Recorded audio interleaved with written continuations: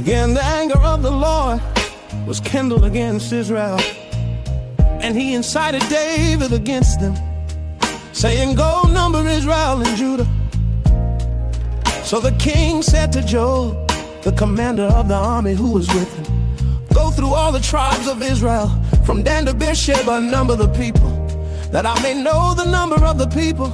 But Job said to the king, "May the Lord your God add to the people 100 times as many as they are, while the eyes of my Lord the king still see it. But why does my Lord the king delight in this thing?" But the king's word prevailed against Job and the commanders of the army. So Job and the commanders of the army went out from the presence of the king to number the people of Israel. They crossed the Jordan and began from Aruah, and from the city that is in the middle of the valley toward Gad and on the 𝙂𝙤𝙚.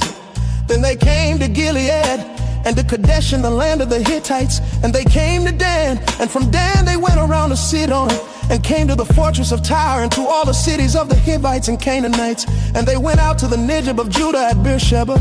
So when they had gone through all the land, they came to Jerusalem at the end of 9 months and 20 days. And Job gave the sum of the numbering of the people to the king.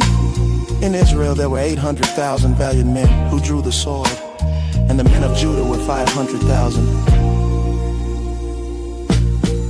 The Lord's judgment of David's sin, but David's heart struck him after he had numbered the people. And David said to the Lord, "I have sinned greatly in what I have done. But now, O Lord, please take away the iniquity of your servant, for I have done very foolishly."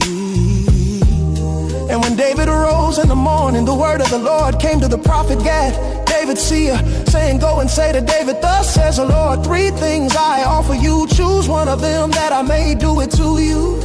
So Gad came to David and told him and said to him, "Shall 3 years of famine come to you in your land? Or will you flee 3 months before your foes while they pursue you? Or shall there be 3 days pestilence in your land? Now consider and decide what answer I shall return to him who sent me." Then David said to Gad, "I am in great distress. Let us fall into the hand of the Lord, for his mercy is great. But let me not fall into the hand of man." So the Lord sent a pestilence on Israel from the morning until the appointed time. And there died of the people from Dan to Beersheba 70,000 men. And when the angel stretched out his hand toward Jerusalem to destroy it, the Lord relented from the calamity and said to the angel who was working destruction among the people, "It is enough, now stay your hand." And the angel of the Lord was by the threshing floor of Araunah the Jebusite. Then David spoke to the Lord when he saw the angel who was striking the people and said, "Behold, I have sinned and I have done wickedly. But these sheep, what have they done?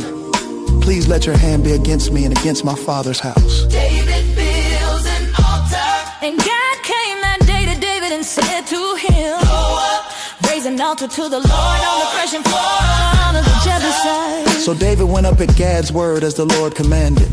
And when Araunah looked down, he saw the king and his servants coming on toward him. And Araunah went out and paid homage to the king with his face to the ground. And Araunah said, "Why has my lord the king come to his servant?"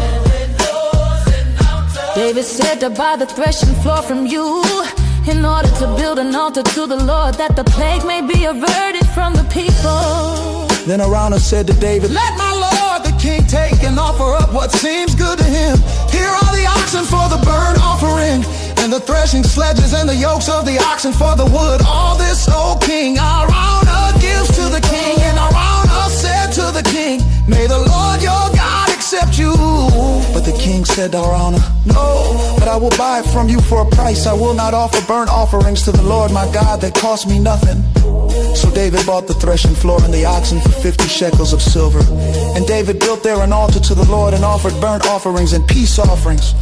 So the Lord responded the plea for the land, and the plague was averted from Israel.